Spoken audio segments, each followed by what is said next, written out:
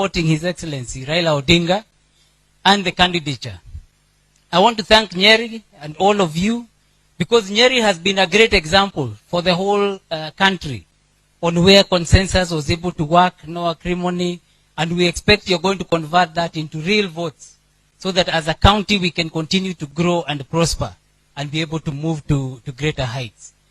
So mine was brief, not to talk much more than that, but again to thank you all and to assure you, Baba, tuko pamoja, and we are following. You've given us assignments, hiyo yote tunafanya, and even if it's not visible to all of you, sisi mnajua, we are not sleeping. Kwa hivyo asanteni sana, Mungu awabariki. Asante, thank you very much, CS Mucheru. Before I introduce our candidate, let me first ask the eminent persons, the persons who are coordinating all this. I introduced all the other. Purport to assume roles and positions intended to influence the conduct and the outcomes. To purport to assume roles and positions intended to influence the by senior government officials, to purport to assume roles and positions intended to influence the conduct and the outcome of the August 2022 election. In particular, ICT Cabinet Secretary John Mucheru. We also call out the same Cabinet Secretary and his colleagues for their open, flagrant, and shameless association and promotion of one political coalition and its presidential candidate. We have also noted public statements of their commitment to abuse state office, misappropriate public resources, pervert state institutions, and defile the integrity of government in the quest to secure an illegitimate win for their project.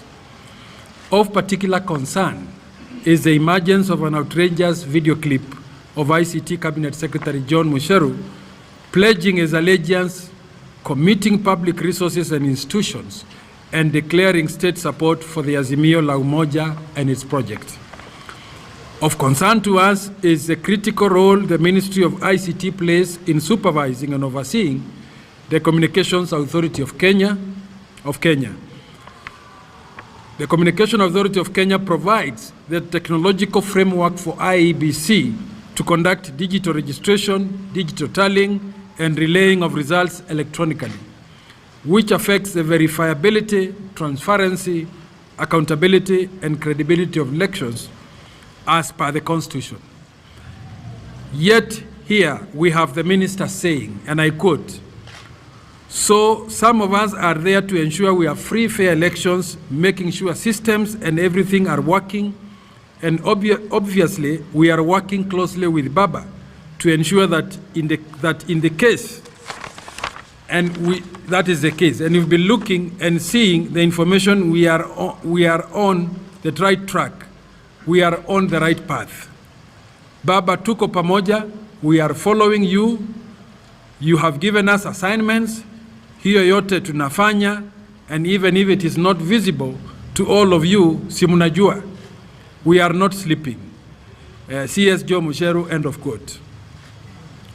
We also wonder what legal framework mandates a presidential candidate to assign, direct, supervise, and receive reports on election manipulation from cabinet secretaries.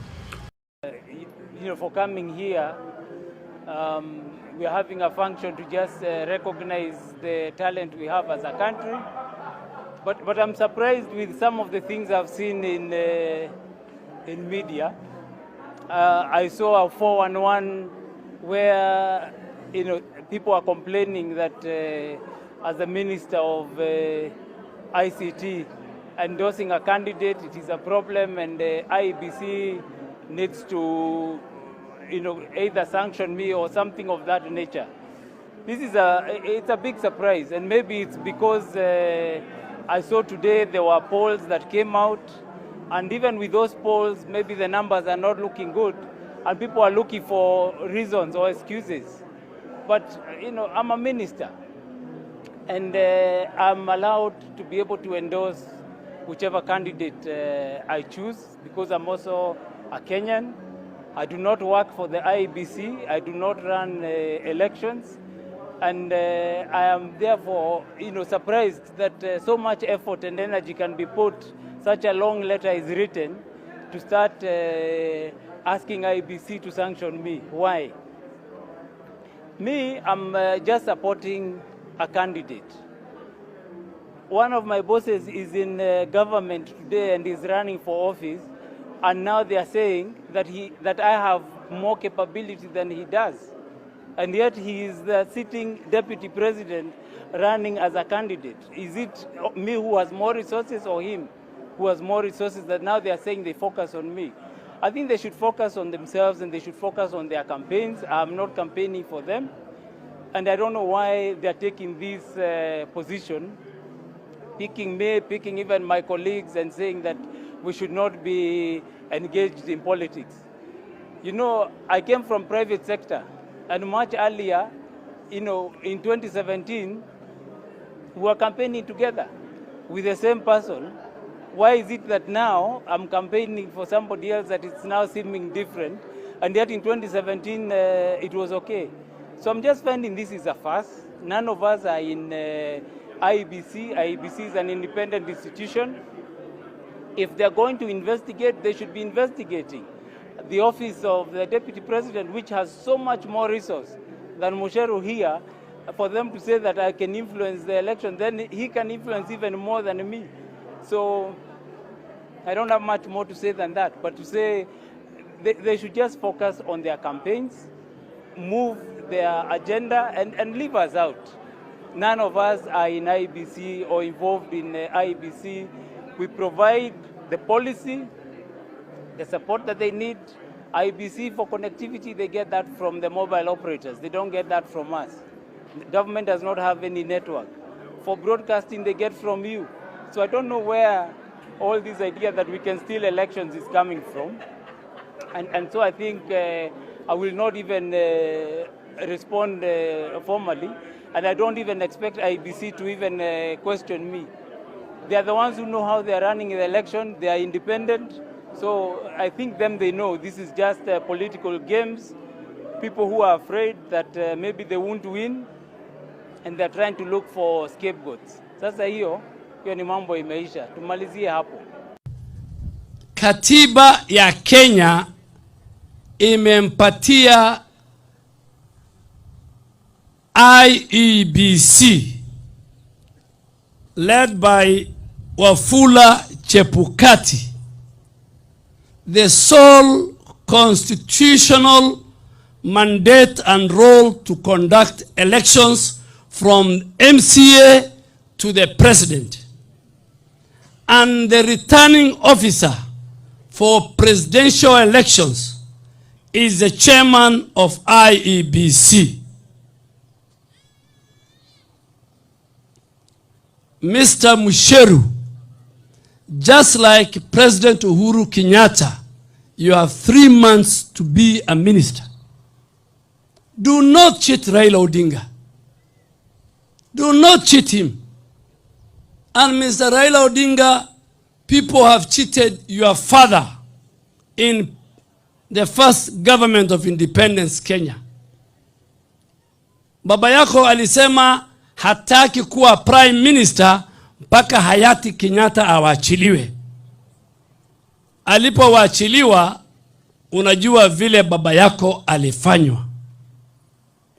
Wewe mwenyewe ulisema Kibaki tosha, ukaionea serikali kwa view sasa. Hata State House, kina Murungaru, kina Matere Kereri walikukataza State House. Ukakuja kwa serikali ya nusu mkate. Wewe mwenyewe ulikuja hapa, nafikiri ilikuwa Pwani, ukilia mambo ya mkeka nusu sijui nini. Sasa tena mara ya mwisho wale wakora wanakudanganya usiku na mchana, kina Msheru, ya kwamba ati wako na system watakufanya rais. I really pity you. And we want to ask the chair of IBC, he must summon Minister Musheru. The way he summoned Sabina Chege and Moses Kuria, that short minister must be summoned. And he must tell the people of Kenya, which is this parallel system he wants to use. Lakini nyinyi watu wa Kwale msikize. Nyinyi mkiangalianga mimi, Mvuria, Uyi Benjamin, William Ruto, sisi tumekaa watu wa kuibiwa kura. Sisi tumekaa watu wa kuibiwa kura. Watakiona moto. Watakiona moto. We dare, I dare President Kenyatta, I dare the deep state, so-called deep state. I dare Musheru. I dare who is in Kenya planning to steal votes for Raila Odinga. We dare you. We are men enough. The people of Kenya will vote in a peaceful, free, fair elections. Nyinyi tukutane Bomas. Mujaribu kuiba. Musitishwe.